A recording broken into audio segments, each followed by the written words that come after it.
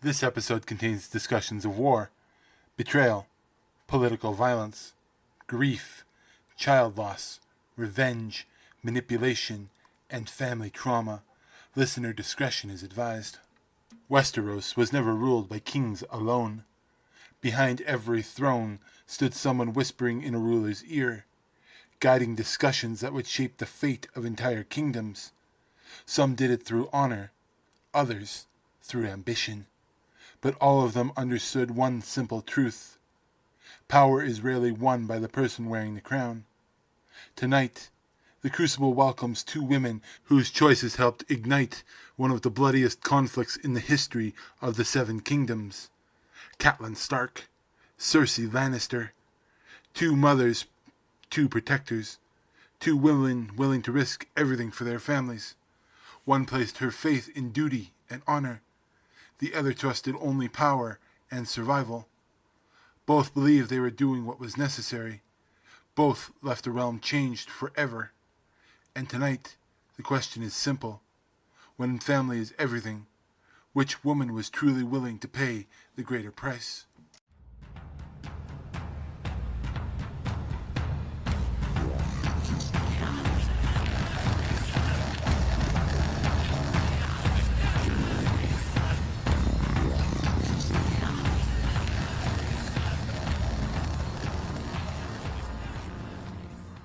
Welcome to Chaos Crucible, where legends clash, worlds break, and only truth survives the wreckage.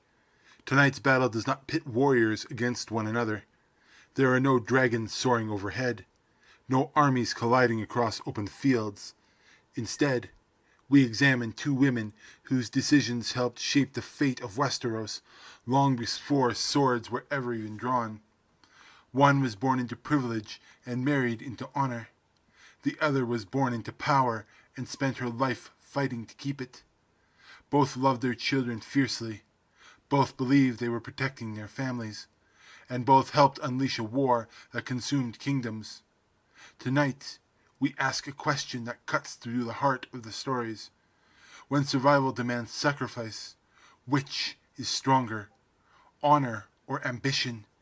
Duty or power? Prepare yourself. The banners are rising, the lions are roaring, and the wolves are at the gate. Before they became enemies, before they became symbols, before the realm learned the consequences of their choices, they were mothers, women shaped by expectations of their houses, and the burdens placed upon them by a world that rarely allowed women to wield power openly. To understand Catelyn Stark and Cersei Lannister, we must begin wherever story begins, with the lives that shaped them. Catelyn Stark and Cersei Lannister entered the world from opposite sides of Westeros, but both were raised with a clear understanding of duty to family.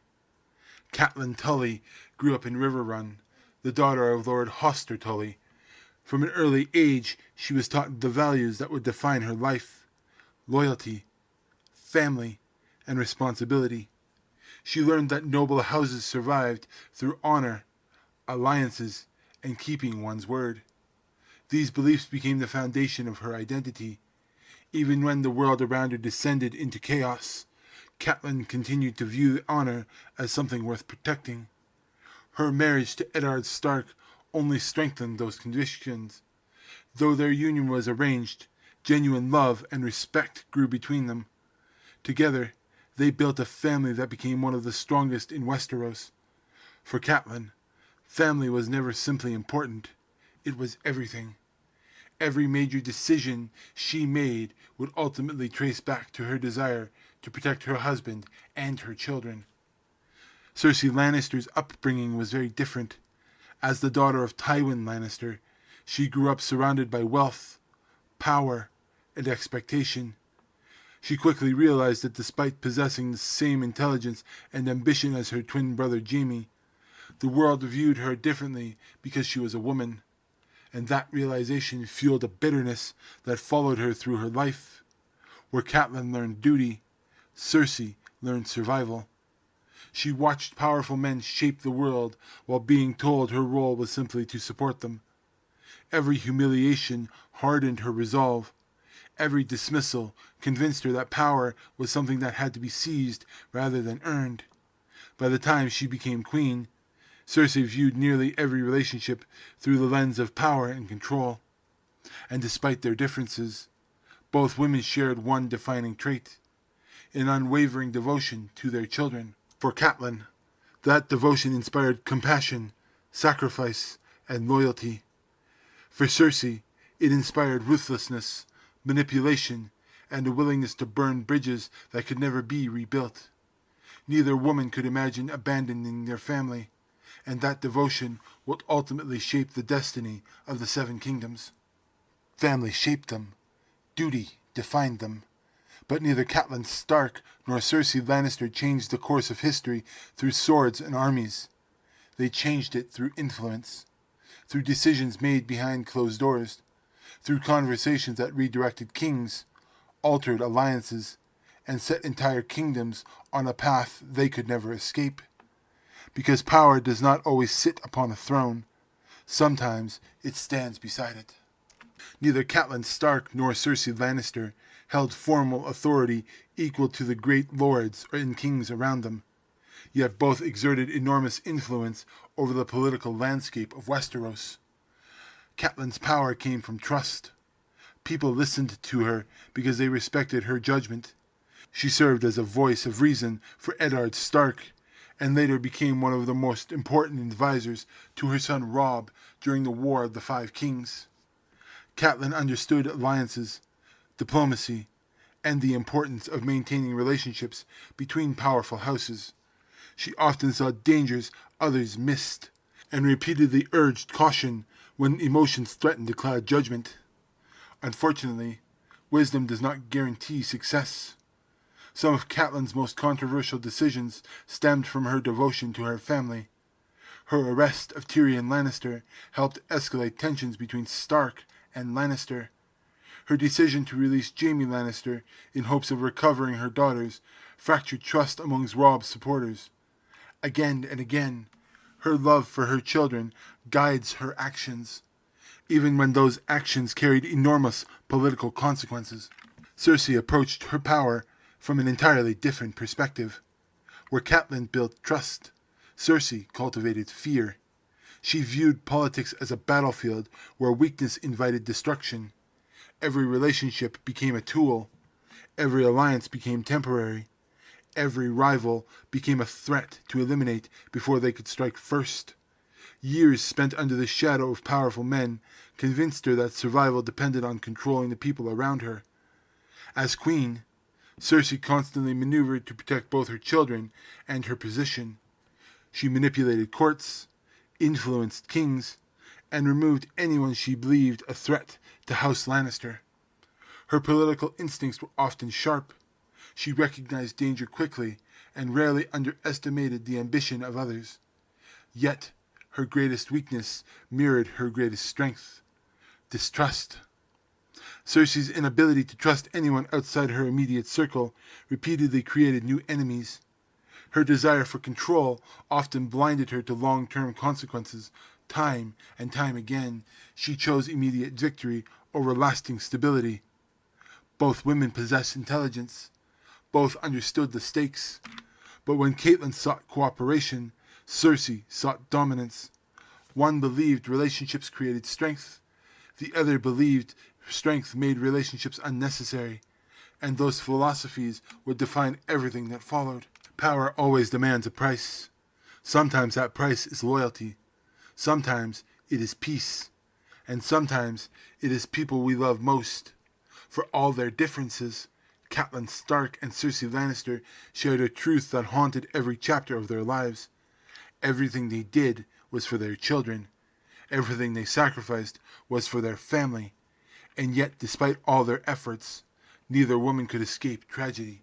If there is one thing that truly connects Catelyn Stark and Cersei Lannister, it is motherhood. Not politics, not power, not ambition, motherhood. Every major decision both women made can ultimately be traced back to the people they loved. For Catelyn, family was her moral compass. Her children represented everything worth protecting in the world. She crossed kingdoms, searching for answers after Brian's fall. She risked political disaster, attempting to recover her daughters. Even when surrounded by war and betrayal, her thoughts continually returned to the safety of her family. The tragedy of Catelyn Stark is that love could not save them. One by one, the world took pieces of her family away. Ned's execution shattered the future she believed in. The war consumed her son's kingdom. Her daughters disappeared into uncertainty. Every loss chipped away at certainty that honor and duty would ultimately be rewarded. And then came the Red Wedding. A moment so devastating that it transformed Catelyn Stark from a grieving mother into one of the most tragic figures in the history of Westeros. And we'll talk about that much later. Cersei's story follows a different path, but leads to a similar destination. For all her ruthlessness, all her cruelty, all her ambition, her children remained the center of her world. Joffrey, Myrcella, and Tommen were more than heirs. They were proof that her sacrifices meant something. And yet, one by one, she lost them all. Joffrey died before her eyes.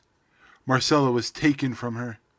Tommen left to his death after watching his world collapse around him. Each loss hardened Cersei further. The woman who once sought power to protect her family gradually became a woman who pursued power because it was the only thing she had left. And this is where the stories of Catelyn Stark and Cersei Lannister become almost tragic reflections of one another. Both loved fiercely. Both sacrificed endlessly. Both watched the people they cherished the most slip beyond their reach. The difference lies in how they responded. Catelyn clung to her humanity until the very end. Cersei gradually sacrificed hers in the pursuit of survival. And in that distinction, we find the heart of this entire battle. Origins tell us who they were. Politics tell us what they became. Loss reveals what matters most. Now comes the question Chaos Crucible was built to answer. What happens when all of these pieces collide? When honor stands before ambition? When trust confronts manipulation? When two of the most influential women in Westerosi history are forced to face one another without armies, kings, or kingdoms standing between them? The realm has fallen silent. The banners have stopped waving, and the crucible awaits. The crucible rises from the darkness. Ancient stone stretches toward the storm-filled sky. The banners of great houses hangs motionless in the cold air. Wolves and lions are carved into the arena walls, their eyes illuminating by flickered torchlight. Catelyn Stark arrives first. She carries herself quiet dignity. There is no arrogance in her posture, no hunger for glory. Only calm determination of a woman who has endured more loss than most could ever survive. Every step reflects a lifetime spent protecting others rather than herself. Then Cersei Lannister arrives. Confidence radiates from her like a heat from a flame.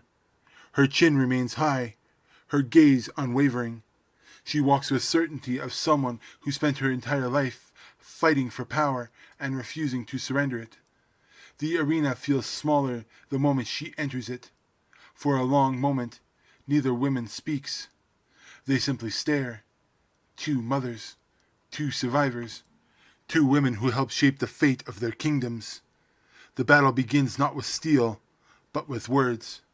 Because both understand that influence has always been their greatest weapon. Catelyn attacks through truth. She exposes failures, questions motives, forces difficult realities into the open. Throughout her life, she relied upon honesty, loyalty, and moral conviction to persuade others around her. Cersei responds with manipulation. She twists insecurities, exploits weaknesses, identifies vulnerabilities, and drives directly into them. She understands fear better than almost anyone in Westeros and knows exactly how to use it. Back and forth they clash. Honor against ambition, trust against suspicion, duty against power. Neither gains a clear advantage, because both women are fighting with the weapons that define their lives. Yet as the battle continues, a difference begins to emerge. Catelyn's strength comes from the people she loves. Cersei's strength comes from the walls she built around herself. One gains strength through connection, the other gains strength through control. And eventually, those approaches create very different outcomes. Catelyn inspires loyalty. Even in defeat, people remember her compassion, her sacrifice, and her devotion. Cersei commands obedience, but obedience often disappears the moment fear loses its grip. The Crucible watches their philosophies collide, and slowly, a truth begins to reveal itself. The strongest legacy is not always built through power. Sometimes it is built through the lives we touch. This battle was never truly about combat. It was never about who could command the larger army or hold the stronger castle. It was about influence, legacy, and the kind of strength that survives after everything else has been taken away. Cersei Lannister possessed the greater political ambition. She fought harder for power. She climbed higher than almost anyone expected, and sat upon the Iron Throne itself. Through sheer determination, manipulation, and ruthlessness, she achieved what others could not. But that power alone is not a measure of greatness. Catelyn Stark never ruled a kingdom. She never wore a crown. She never commanded with fear. And yet her values endured long after her death. Her children carried forward the lessons she taught them. Her loyalty inspired loyalty in return. Her sacrifices continue to shape the future of Westeros even after she is gone. Cersei built her legacy through control. Catelyn built hers through devotion. And when we step back and examine the lives they lived, the answer becomes clear. The woman who leaves a stronger legacy is not the one who seized the throne. It is the one whose love continued to guide the people she left behind. And tonight, the Crucible gives its edge to Catelyn Stark. Not because she was more powerful, not because she was more influential, but because when everything was stripped away, her greatest strength remained the same, and she never stopped being the person her family needed her to be. This has been Chaos Crucible, a clash between two women whose choices helped shape the late Westeros. One fought through honor, one fought through ambition. Both paid terrible prices for the people they loved. And both remind us that some of history's most important battles are not fought with swords. They are fought with decisions, with sacrifices, with impossible choices made in the name of family. Thank you for stepping into the Crucible with us. If you enjoyed today's battle, be sure to subscribe, follow, and share the show wherever you listen. And also, if you like this, please check out Fandoms and Hey Anime and let them know I sent you. Until next time, stay curious, stay reckless, and remember, the crowns may claim glory, but it is often those standing behind them who truly change the world.